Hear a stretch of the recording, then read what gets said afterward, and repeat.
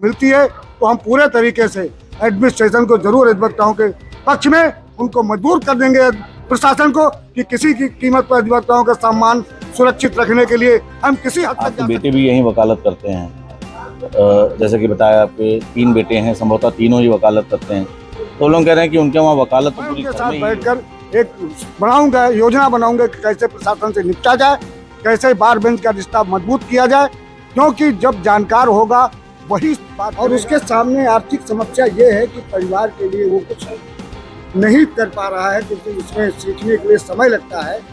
इसलिए हमारी प्राथमिकता ये है कि 1000 रुपये कम से कम वो 5 साल का जो हमारा अधिवक्ता है, जो यहाँ व्यवसाय करने आता है, वकालत सीखने आता है, अपने गुरु का सम्मान करता है, उसके लिए व्यवस्था हम करेंगे।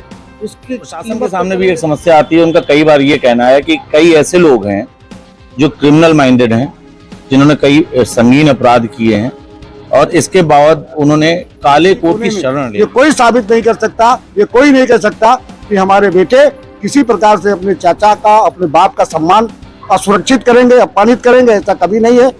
जिला बार एसोसिएशन बाराबंकी के चुनाव का हुआ शंखनाद। रमनलाल द्विवेदी ने प्रत्याशी पद पर ठोका दावा, लोगों से कर रहे जिताने की अपील। क्या है दावे, क्या है वादे, कैसे साथ देगा अधिवक्ता समाज? देखिए बाराबंकी बार एसोसिएशन से अध्यक्ष पद प्रत्याशी वरिष्ठ अधिवक्ता रमनलाल द्विवेदी से सीधे सवाल जवाब। लोकतांत्रिक व्यवस्था को अक्षुण्ण बनाए रखने के लिए भारत देश में इलेक्शन यानी कि चुनाव बहुत आवश्यक है। ये चुनाव फिर चाहे देश की राजनीति में हो या तमाम ऐसी जगहों पे जो लोग एक संगठित समूह में रहते हैं और भारत के लोकतंत्र में विश्वास करते हैं। जब भी बात आती है तो इनमें एक नाम निकल कर आता है अधिवक्ता समाज का। अधिवक्ताओं का एक चुनाव होता है जिसे बार एसोसिएशन का चुनाव भी कहा जाता है। हमारी मौजूदगी बाराबंकी में है। बाराबंकी में अध्यक्ष पद के लिए चुनाव होना है, या यूं कह लीजिए कि बार एसोसिएशन की नई कार्यकारिणी के लिए चुनाव होना है। एक चर्चित नाम है रमन द्विवेदी, पहले वरिष्ठ उपाध्यक्ष रह चुके हैं और इस बार ताल ठोकी अध्यक्ष पद के लिए। चर्चा करेंगे किन बिंदुओं पर अधिवक्ताओं से मिल रहे हैं, क्या कुछ उनको आश्वस्त कर रहे हैं, प्राथमिकताएं क्या होंगी। रमन जी, बहुत स्वागत आपका हमारे चैनल पर। सबको प्रणाम, सबको नमस्कार। पहले भी आप वरिष्ठ उपाध्यक्ष के पद पर रह चुके, अब अध्यक्ष पद के लिए ताल ठोकी, इससे पहले भी ताल ठोकी थी, किन्हीं कारणों से हार मिली। बुजुर्गवार हैं, उम्र दराज हैं, लड़ने का जज्बा कहां से आता है? अधिवक्ता परिचित तो कभी उम्र दराज बुद्धिजीवी होने के नाते वो हमेशा संघर्ष करता है और अपने अधिवक्ता परिवार के लिए संघर्ष करता है, अपने साथियों के लिए संघर्ष करता है। कभी भी मतलब हमने हिम्मत हौसला अपने अधिवक्ताओं के लिए नहीं छोड़ा, उनके लिए हमेशा उड़ान भरी, उनके लिए साथ दिया, उनका सहयोग किया। हर कदम पर अपने अधिवक्ता परिवार के साथ कंधा से कंधा मिलाकर हमने अपने जीवन में ये कार्य किया है कि जब भी किसी हमारे अधिवक्ता परिवार को जरूरत हुई, जिस स्थान पे जरूरत हुई, चाहे तहसील में जरूरत हुई, चाहे प्रशासनिक अधिकारियों से जरूरत हुई, हमेशा उनके लिए हमने लड़ झगड़ कर अपने अधिवक्ताओं का सम्मान मान बढ़ाया है। और ये हम दृढ़ संकल्प हैं कि हमको मान सम्मान उनका बढ़ाना है। हमारे तमाम सिविल के, क्रिमिनल के, रेवेन्यू के अधिवक्ता हैं जिनको कि बैठने की उचित व्यवस्था नहीं है, उनको भी दृढ़ संकल्पित है कि उनको हम बैठने की व्यवस्था कराएंगे। तमाम हमें हमारे अधिवक्ता ऐसे हैं कि जिनको कि बाथरूम, लेटरिन की दिक्कत होती है, अधिवक्ता चैम्बर बने हुए हैं उसमें दिक्कत लोगों को होती है, वो भी दृढ़ संकल्पित हैं।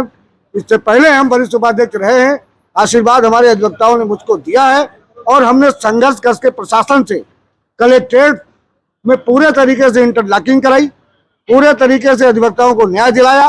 तहसील के तमाम अधिकारियों द्वारा हमारे अधिवक्ताओं का शोषण किया जा रहा था, उसको भी हमने संघर्ष करके प्रशासनिक अधिकारियों से लड़के झगड़ के अधिवक्ताओं का मान बढ़ाया, सम्मान बढ़ाया।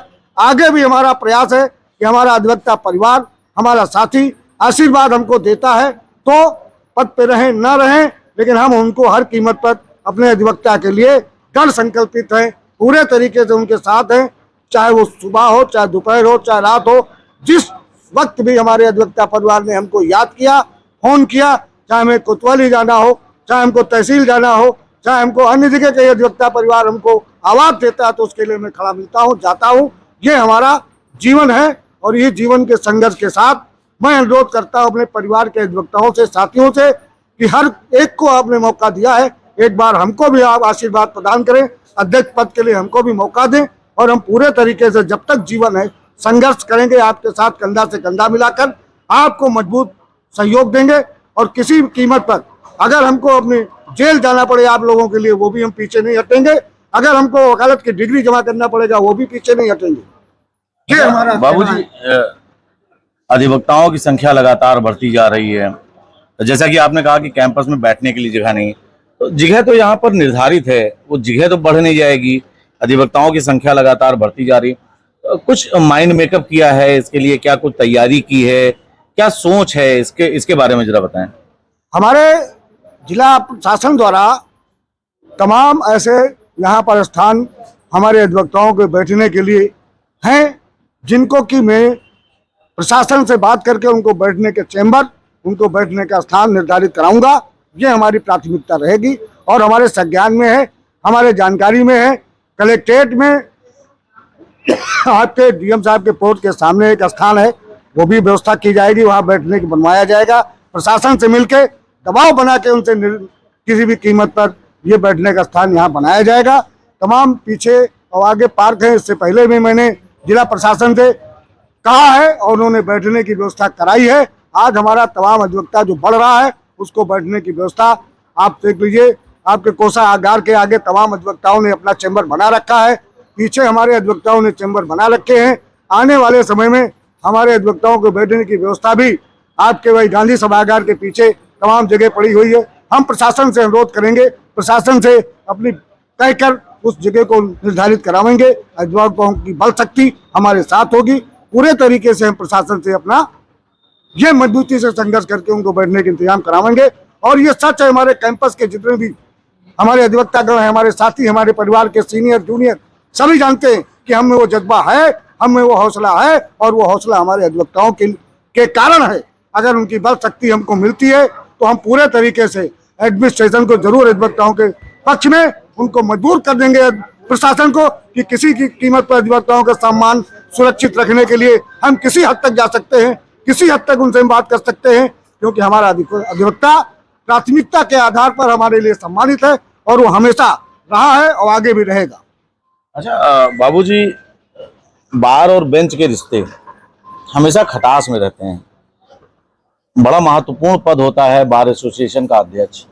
बार और बेंच के रिश्ते में सामंजस्य बिठाना, अधिवक्ताओं की समस्या, क्योंकि कई ऐसे मामले हैं जिसमें पीठासीन अधिकारी, जैसा कि अधिवक्ता ही आरोप लगाते हैं कि कई ऐसे मामले जिसमें पीठासीन अधिकारी एक तरफा आदेश कर देते हैं।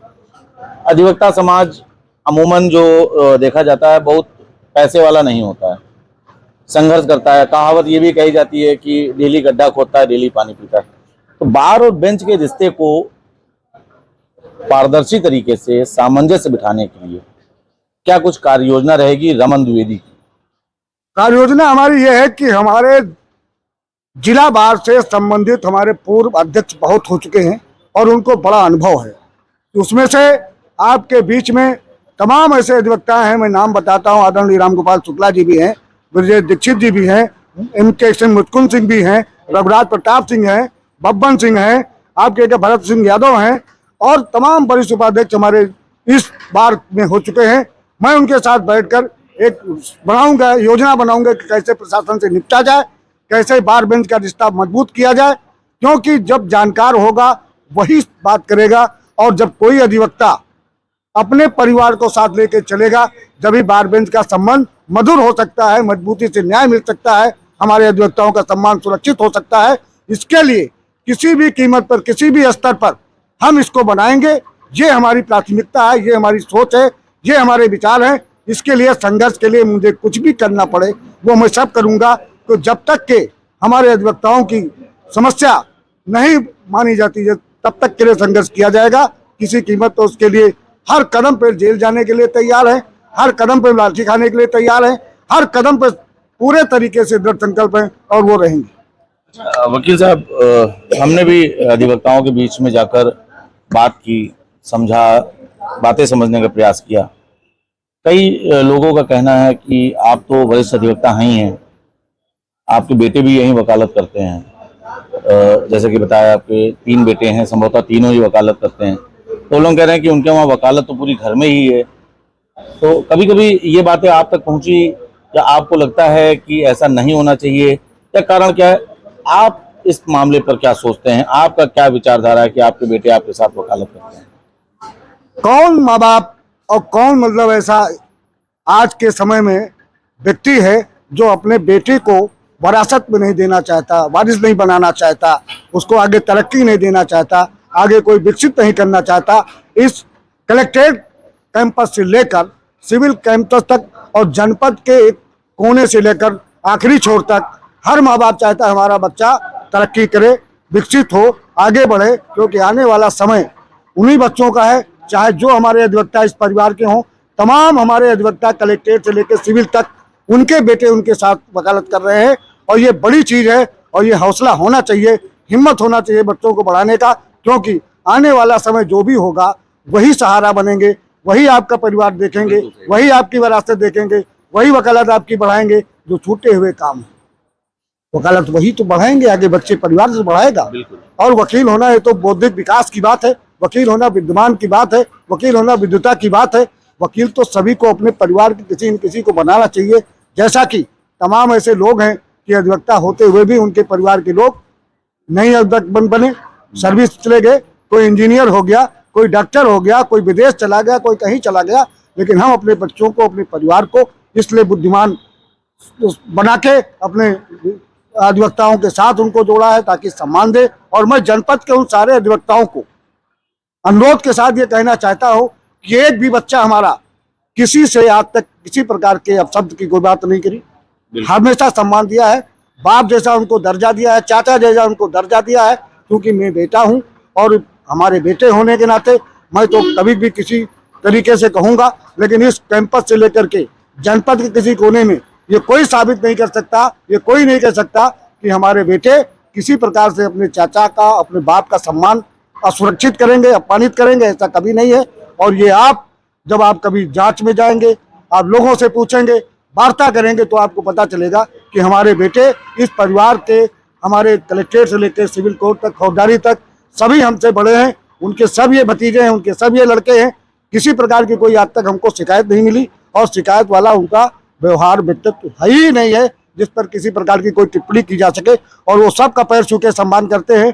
मैं इतना कहना चाहता हूँ कि जिस तरीके से आप हमें प्यार देते हैं, वरिष्ठ उपाध्यक्ष बनाया, और हम हमारा पद न होने के बाद भी आप हमको प्यार देते हैं, हमको उससे सहयोग लेते हैं, फोन करते हैं, बुलाते हैं, ये हमारे गर्व की बात है। और मैं ये कहता हूँ कि आप लोग एक बार हमको मौका दीजिए, क्योंकि कई बार ये आपके बीच में हम अनुरोध करते हैं और करते रहेंगे। जब तक जीवन है तब तक आपका हम सहयोग करते रहेंगे, क्योंकि आप सक्षम हैं, विद्वान हैं, अधिवक्ता है, किसी के साथ की आपको जरूरत नहीं है।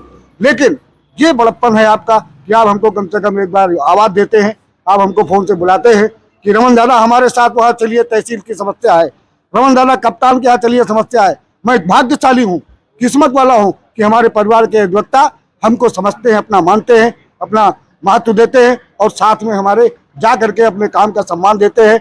इस क्रम में कम से कम न जाने कितने ऐसे लोग हैं। वकील साहब, आपने कहा कि अधिवक्ताओं की मदद के लिए कप्तान के पास, डीएम के पास, प्रशासनिक अधिकारियों के पास जाते हैं।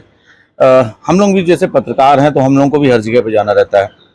प्रशासन के सामने भी एक समस्या आती है, उनका कई बार ये कहना है कि कई ऐसे लोग हैं जो क्रिमिनल माइंडेड हैं, जिन्होंने कई संगीन अपराध किए हैं, और इसके बाद उन्होंने काले कोट की शरण ले ली है।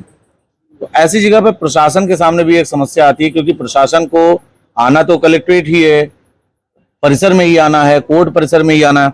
तो इसको लेकर गाइडलाइन भी जारी हुई है कि जो संगीन अपराधी हैं, ये एक बड़ा मुद्दा हो चुका है आज, और खासकर कोर्ट के लिए भी, प्रशासनिक अधिकारियों के लिए भी, जो काश्तकार आते हैं, जो फरियादी आते हैं, उनके लिए भी। इसको लेकर क्या खास रणनीति रहेगी, कैसे इसका इम्प्लीमेंट कराने की तैयारी रहेगी? हमें इतना जरूर कहना है कि हमारे जो भी इस समाज के व्यक्ति हैं, वो जब पैदा होते हैं तो बचपन से वो अपराधी नहीं होते। अब जब वयस्क होते हैं तो परिस्थितियां ऐसी आ जाती हैं कि कहीं न कहीं वाद विवाद में कोई परिस्थिति ऐसी बनती है जिससे कि उनके विरुद्ध मुकदमे लिखे जाते हैं। नहीं नहीं, मैं उन बातों को नहीं कर रहा हूँ बाबूजी। कुछ ऐसे लोग हैं जो पहले उनके ऊपर मुकदमे होते हैं, उन मुकदमों से बचने के लिए वो वकालत की शरण लेते हैं, मैं उस पर आ रहा हूँ। हमें यह कहना है कि उन पे मुकदमे पुलिस ही तो करती है, फर्जी मुकदमे ला दिए जाते हैं, पुलिस जो अपने लिख देती है वही माना जाता है। ऐसे ऐसे अधिवक्ता को मतलब जो है मुलजिम बनाया गया, अपराधी बनाया गया, जो कहीं वो है ही नहीं है। उसके बाद भी अगर वो शिक्षक हैं, पढ़े हैं, विधि के ज्ञाता हैं, डिग्री लेके आए हैं, तो अधिवक्ता हैं, अधिवक्ता वो रहेंगे। और वो अपराधी श्रेणी में दर्ज करने वाले आईपीसी में पुलिस अधीक्षक, पुलिस कप्तान जो भी आते हैं, आईओ जो भी आते हैं, पुलिस जो आती है, जो भी करते हैं, थाने वाले करते हैं, उसमें अभी घटनाएं कई आपके सामने आई हैं कि जिसमें पुलिस ने मनमाने तरीके से उन लोगों को फंसाया है जो कभी अपराधी थे ही नहीं। तमाम गुंडा है कैसे बना के भेज देते हैं, जो अपराधी वो है ही नहीं है। कई मुकदमे न्यायालय ने छोड़े हैं और फटकार भी लगाई है कि ये गुंडे नहीं है, अपराधी नहीं है। सवाल इस बात का बनता है कि जब हम बार बेंच का सामंजस्य बैठाते हैं, जब प्रशासन के बाद जाते हैं, तो हम सामान्य तरीके से सम्मान देकर अधिकारी से याचना करते हैं, निवेदन करते हैं कि साहब ये गड़बड़ है, इसमें सुधार आना चाहिए। लेकिन जो थाने पे बैठे हुए लोग हैं वो अपने तरीके से अपराध को जन्म देते हैं कि काली कमाई करने के लिए किसी भी कीमत पर किसी भी हद तक वो चले जाते हैं। उसमें न अधिवक्ता देखते हैं, न किसान देखते हैं, न उसमें गरीब देखते हैं, न मजबूर देखते हैं, न बेसहारा देखते हैं। और वो अपराधी नहीं है, उसके बाद भी उसको चंद पैसों के लिए फंसा के उसको अपराधी बना दिया जाता है। वो भागता रहता है मजबूरन। अपराध की श्रेणी में उसका नाम आपके उत्तर प्रदेश में दर्ज हो जाता है। तमाम हमारे उत्तर प्रदेश से अधिवक्ता है जिनके साथ ये घटनाएं घटी हैं, और वो न्याय मांगने कहाँ जाएं? जहां न्याय मांगने जाते हैं उनको अपराधी की दृष्टि से देखा जाता है।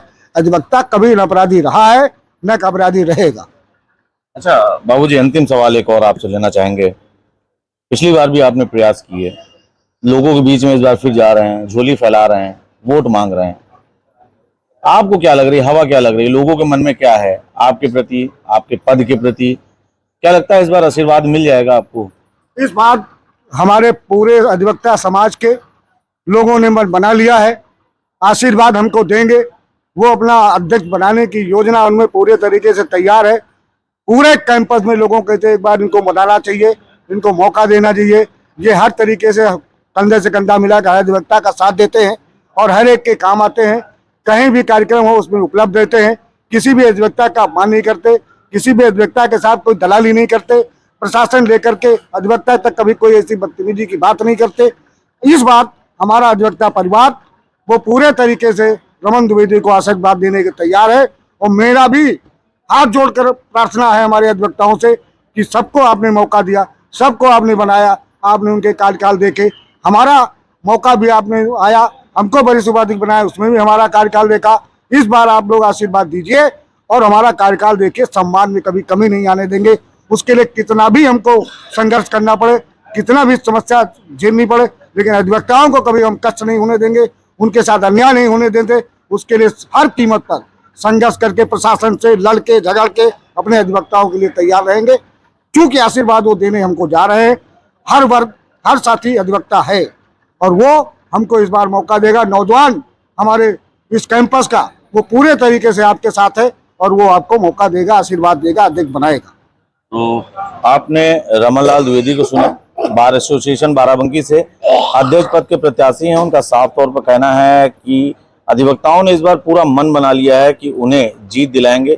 कई दावे, कई वादे उन्होंने किए कि अधिवक्ताओं के हित में उनके बैठने की व्यवस्था से लेकर बार और बेंच के रिश्ते को बीच को सुधारने का भी प्रयास करेंगे। बहरहाल ये तो तमाम अधिवक्ता गण तय करेंगे कि रमन द्विवेदी को जनता जो अधिवक्ता हैं वो जनार्दन बनाती है कि नहीं। लेकिन इस बार रमनलाल द्विवेदी का जोश हाई है और उन्हें पूरी तरीके से भरोसा है कि बाराबंकी के तमाम अधिवक्ता उन्हें आशीर्वाद देने जा रहे हैं। बाराबंकी से कैमरा 1 999 के लिए नीतीश मिश्रा।